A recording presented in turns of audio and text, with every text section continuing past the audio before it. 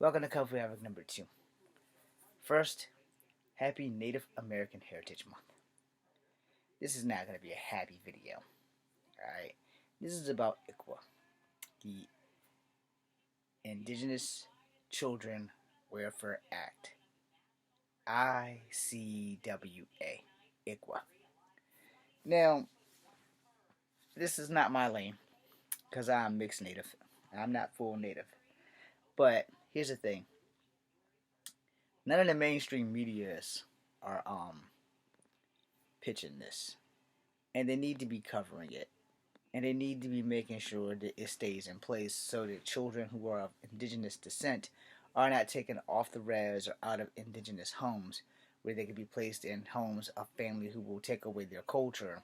So they basically will wind up like me. They won't know who their culture is. Because my family, we were mixed and we were raised black on both sides. On my mom's side and my dad's side, we were pretty much raised black. So because of whatever my great-grandmother went through and my grandmother, we don't have a whole lot of ties to whatever native community that they come from. Now, yeah, we were told we were Cherokee, but Cherokee is the go-to race. It's also possible that I am Chickahominy. So, whichever one I'm gonna find out before I die, which is what is. But that's the problem, where you're not really given enough about your culture or your history if you are removed from that area, you know. And then a lot of natives, they see if I can word this right. They breed out.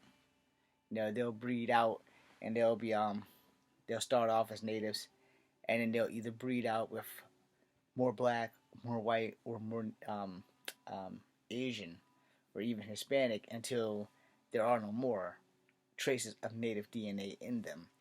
Which you don't ever really get rid of all your DNA. You get rid of most of it, but you can't get rid of all of it. But the reason why I'm bringing up ICWA is because if you remove a child from their heritage, if you remove a child from the community in which it grows and learns who they are, you are doing those children a great disservice. Alright? As a mixed person on my reconnecting journey, I have caught hell trying to find a way to communicate with tribes because I don't know where to go. I do my research. I talked to the BIA once and only once, and they've pretty much told me what I need to do, and they pretty much said don't come back without a DNA test, a blood quantum test, and a genealogy test. This shit takes money. Money that I don't have. So ICWA needs to stay in place on all reservations and anything involving natives. Now, I will say, like, if the child is in an abusive home, all right, if you take that child out of an abusive home, but set them up in a native home with a native family, did you vet it? Did you screen? Did they have no criminal records? Did they have no possible way of hurting a native child? Then you do that. Do not take the child off the reservation and set him in a house of somebody who's black or somebody who's white or somebody who's Asian. No, we don't want that. You need to keep them inside of an indigenous home, an indigenous structure, so that an indigenous family can take care of them so that no one will take away their culture. An indigenous family, like if they're an Apache and they're full-blooded Apache, not Lakota, not Dakota, not Hopi, they should still stay in an Apache home.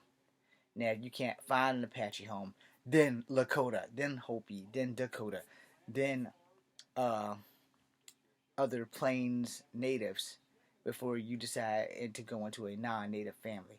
And the only reason why I said it is because of the simple fact that they'll still be culturally connected to a native tribe. Alright? Now, after that, settle down, if they're in a native tribe, they're in a native culture, they're around people who look like them, so they don't feel lonely and ostracized. So you don't have to see where the kid makes the video with the lady with the feather on her head doing the Sakatoa dance and that kind of thing. And they don't have to feel like they don't belong.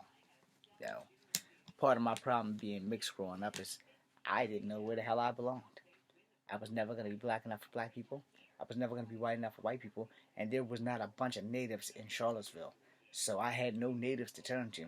And when I would go visit my grandmother in Smithfield and her mother, um, I only was told folklore. As I didn't even know what Native Americans were.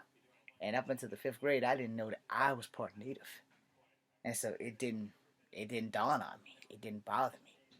And it kind of hurt my feelings when I found out because I used to want to be a cowboy so bad. And so that kids that are native don't go through this harmful shame, they should stay in native homes.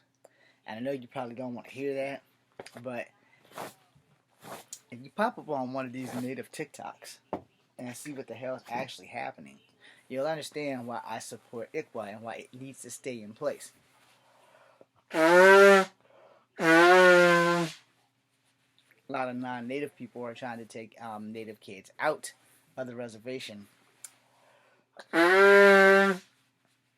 away from native families. I mean, I get it if their family is messed up, you still want to keep them in a native area.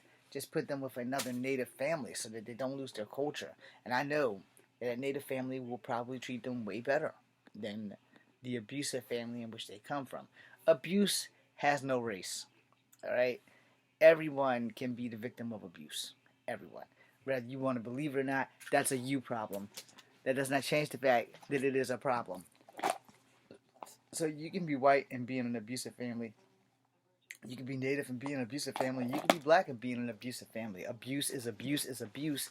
Abuse does not discriminate. Abuse does not have a color. Abuse does not care. I know. Q-tips are bad for us. But I don't have that thing because I'm poor. But you have to understand that when it comes to abuse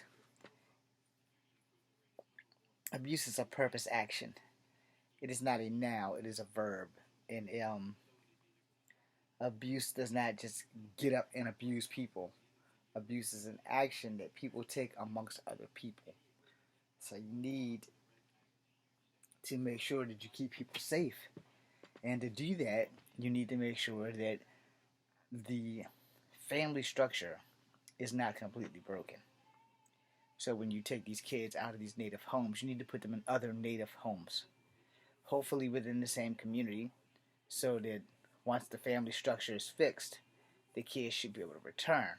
If the family structure is never fixed, the kids still will be able to have their culture. And they won't lose out, and then they won't be like me and have to be on a reconnecting journey and be like, well, damn, I don't know what the fuck to do. Because the truth of the matter, my reconnecting journey is I don't know what the fuck to do. That being said, I am Echo Fan Grey Wolf. This is Kung Fu Havoc number 2. Be seeing you. Support support ICWA. Make sure it stays in place. Make sure the